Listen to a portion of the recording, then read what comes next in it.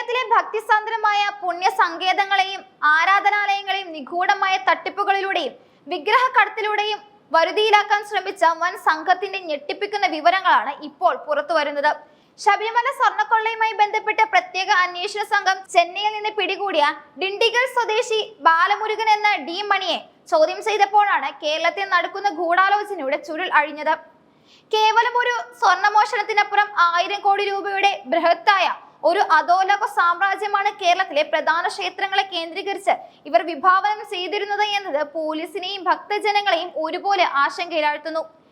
ശബരിമലയിലെ പവിത്രമായ സ്വർണത്തിനും പഞ്ചലോക വിഗ്രഹങ്ങൾക്കും പുറമെ ലോക പ്രശസ്തമായ തിരുവനന്തപുരം പത്മനാഭസ്വാമി ക്ഷേത്രത്തിലെ നിധിശേഖരണത്തിലും ഈ സംഘം കണ്ണുവെച്ചിരുന്നുവെന്ന വിവരം അന്വേഷണത്തിൽ നിർണായക വഴിത്തിരിവായിരിക്കുകയാണ്.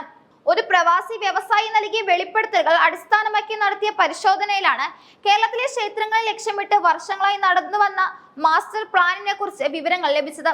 2017 മുതൽ 2023 വരെയുള്ള നീണ്ട കാലയളവിനുള്ളിൽ കേരളത്തിലെ പ്രമുഖ ക്ഷേത്രങ്ങളിൽ നിന്നും ഉപക്ഷേത്രങ്ങളിൽ നിന്നും വിലപിടിപ്പുള്ള വസ്തുക്കളും വിഗ്രഹങ്ങളും കടത്തുന്നതായി അതീവ രഹസ്യമായ നീക്കങ്ങളാണ് ഡി മണിയും സംഘവും നടത്തിയത്. ഇതിനായി രാഷ്ട്രീയമായും ഉദ്യോഗസ്ഥ തലത്തിലും സ്വാധീനമുള്ള വ്യക്തികളുടെ പിന്തുണ ഇവർ ഉറപ്പാക്കുന്നതായി സംശയിക്കുന്നു. വിദേശത്ത് സ്ഥിരതാമസമാക്കിയ ഒരു മലയാളി വ്യവസായി അന്വേഷണ സംഘത്തിന് നൽകിയ മൊഴിപ്രകാരം ശബരിമലയിൽ നടന്ന കൊള്ളയ്ക്ക് പിന്നിൽ കൃത്യമായ ആസൂത്രണം ഉണ്ടായിരുന്നു. ശബരിമലയിലെ സ്വർണത്തിന് പുറമെ പുരാതനമായ പഞ്ചലോക വിഗ്രഹങ്ങൾ വരെ കടത്തുന്നതിൽ ഈ സംഘം വിജയിച്ചിരുന്നുവെന്നാണ് പുറത്തുവരുന്ന സൂചനകൾ. ചെന്നൈ കേന്ദ്രമായി പ്രവർത്തിക്കുന്ന വിഗ്രഹ കടത്ത് സംഘത്തിന്റെ തലവനായി മണി തമിഴ്നാട്ടിലെയും കേരളത്തിലെയും ചില ഉന്നതരുമായി അടുത്ത ബന്ധം പുലർത്തിയിരുന്നു. ഈ ബന്ധങ്ങൾ ഉപയോഗപ്പെടുത്തിയാണ് കേരളത്തിലെ ക്ഷേത്രങ്ങളിൽ സുരക്ഷാ സംവിധാനങ്ങളെ മറികടന്ന് ഇത്തരം നീക്കങ്ങൾ നടത്തിയതും. പത്മനാഭസ്വാമി ക്ഷേത്രത്തിലെ അതിപുരാതനമായ ആഭരണങ്ങളും വിഗ്രഹങ്ങളും ലക്ഷ്യമിട്ട് സംഘം വലിയ തോതിലുള്ള ചർച്ചകൾ നടത്തിയിരുന്നുവെങ്കിലും ചില സാങ്കേതിക കാരണങ്ങളാൽ ആ ഇടപാട് നടന്നില്ലെന്നും പ്രതികൾ സമ്മതിച്ചതായാണ് വിവരമുള്ളത്. പത്മനാഭസ്വാമി ക്ഷേത്രത്തിലെ നിഗൂഢമായ നിലവറകളിലെ സമ്പത്ത് കൈക്കലാക്കാൻ ഇവർ നടത്തിയ ശ്രമങ്ങൾ പാതി വഴിയിൽ തടസ്സപ്പെട്ടത് വലിയൊരു വിപത്താണ് ഒഴിവാക്കിയത്. ശബരിമലയിലെ സ്വർണ്ണക്കൊള്ള നടന്ന സമയത്ത് ഡി മണി തിരുവനന്തപുരത്ത് നേരിട്ടെത്തി ഉന്നതരുമായി കൂടിക്കാഴ്ചകൾ നടത്തിയതായി തെളിവുകൾ ലഭിച്ചിട്ടുണ്ട്.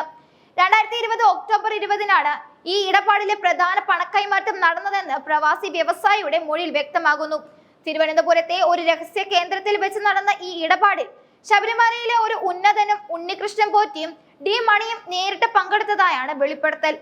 ഈ കൂടിക്കാഴ്ചയിൽ വെച്ചാണ് ശബരിമലയിലെ സ്വർണവും മറ്റു പുരാവസ്തുക്കളും എപ്രകാരം കടത്തണമെന്നതിനെ കുറിച്ചുള്ള അവസാനവട്ട ചർച്ചകൾ നടന്നത്. കേരളത്തിലെ വിശ്വാസികളുടെ വികാരത്തെ വ്രണപ്പെടുത്തുന്ന രീതിയിലുള്ള ഈ കൊള്ളയ്ക്ക് പിന്നിൽ വലിയൊരു ശൃംഖല തന്നെ പ്രവർത്തിക്കുന്നുണ്ടെന്നും SIT കരുതുന്നു.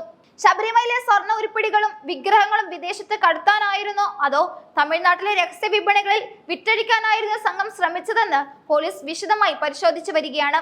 ഡി മണിയെ ചോദ്യം ചെയ്തതിലൂടെ ലഭിച്ച വിവരങ്ങൾ അനുസരിച്ച് കേരളത്തിലെ മറ്റു ചില പ്രധാന ക്ഷേത്രങ്ങളും ഇവരുടെ നിരീക്ഷണത്തിലായിരുന്നു. ഉപക്ഷേത്രങ്ങളിലെ സുരക്ഷാക്കുറവ് മുതലെടുത്ത് അവിടങ്ങളിലെ വിഗ്രഹങ്ങൾ മാറ്റാനായിരുന്നു സംഘത്തിന്റെ ആദ്യ നീക്കം. 1000 കോടിയുടെ സാമ്പത്തിക ഇടപാടുകൾ കേരളത്തിൽ മാത്രം ലക്ഷ്യമിട്ട് ഇവർക്ക് പിന്നിൽ വൻ തോക്കുകൾ ഉണ്ടെന്ന നിഗമനത്തിലാണ് അന്വേഷണ ഉദ്യോഗസ്ഥർ. മണിയെ ചെന്നൈയിൽ നിന്ന് പിടികൂടിയതോടെ ഈ മാഫിയയുടെ വേരുകൾ അറുക്കാൻ സാധിക്കുമെന്നാണ് കരുതപ്പെടുന്നത്.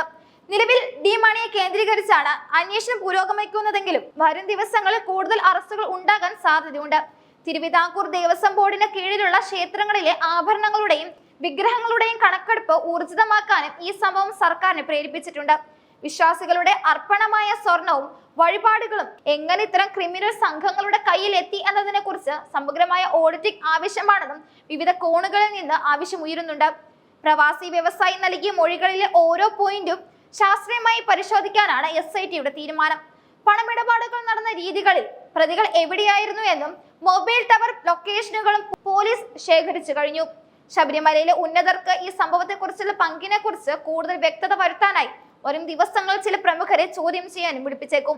കേരളത്തിലെ സാംസ്കാരികവും മതപരവുമായ പൈതൃകത്തിനുമേൽ നടന്ന ഈ കടന്നുകയറ്റം അതീവ ഗൗരവത്തോടെയാണ് പൊതുസമൂഹം വീക്ഷിക്കുന്നത്.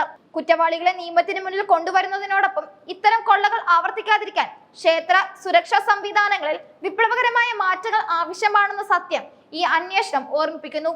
അന്വേഷണത്തിന്റെ അടുത്ത ഘട്ടത്തിൽ ഡി മണിയുടെ ബാങ്ക് അക്കൗണ്ടുകളും ഇയാൾക്ക് വിദേശത്തുള്ള ബന്ധങ്ങളും പരിശോധിക്കും. ഇത്ര വലിയ തുകയുടെ ഇടപാട് നടന്നുവെങ്കിൽ അതിൽ ഹവാലപ്പണത്തിന്റെ സാന്നിധ്യവും പോലീസ് സംശയിക്കുന്നുണ്ട്. കേരളത്തിൽ വേരുകളുള്ള ഈ സംഘത്തിന് തമിഴ്നാട്ടിലെ വിഗ്രഹക്കടത്ത് സംഘങ്ങളുമായി നേരിട്ട് ബന്ധമുള്ളത് ഉള്ളതിനാൽ അന്തർ സംസ്ഥാന ബന്ധങ്ങളും അന്വേഷണ പരിധിയിൽ വരും.